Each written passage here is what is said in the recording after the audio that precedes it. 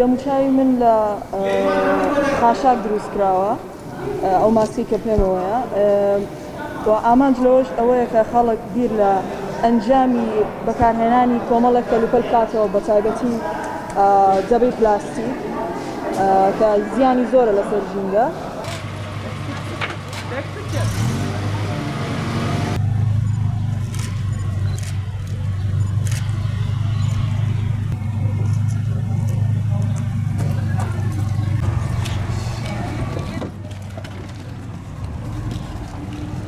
ئەو پەیامەی کە هەمانە بگات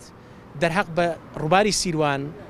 جارێشتی گەرمیان ئەنفال دەکرێتەوە بەڵام ئەم جاریان لە ڕێگەی ئاوەکانیان لێ گیراوە تەوانێ ئێران بەنداوەکانی تەواو بووە زیاتر لە 13 ساڵە پلانیان داناوە بۆ ئەم ڕۆژە. اینجا ئاوی سیروان بەڕاستی یعنی دڵی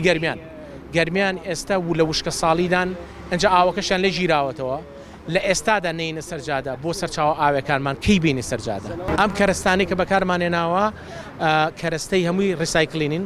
یەک هیچمان سەرف پارمان پێناون هەر ماوەد و خۆڵ و خاشاکە کۆمان کردوێتەوە کە یەکێکە لە کاریگەرە سەرچیەکانی سەرچاوە ئاوەکانمان.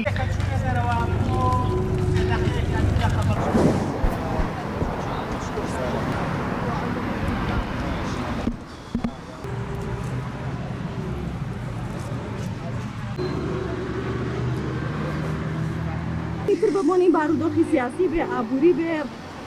سەرچاوە ئاوەکان لە زۆر لاوە لێمان گیراوەتەوە بۆیە ئەڵێم ئەوەی کە بە دەستی خۆمانە هەیە با بتوانین دەستی پێوە بگرین ئاو کەم سەرفکە پارێزگاری لە ژینگە بکە نەوەکانی سروش بپارێزە ئەچیتە سەیرانگایەک تکایە ئەو ئاوە ئاوی ڕووبارەکان پیس مەکە لە بەروی هەرو ئاوەیە کێتەوە ماڵەوە و ئێمە بەکارێنین.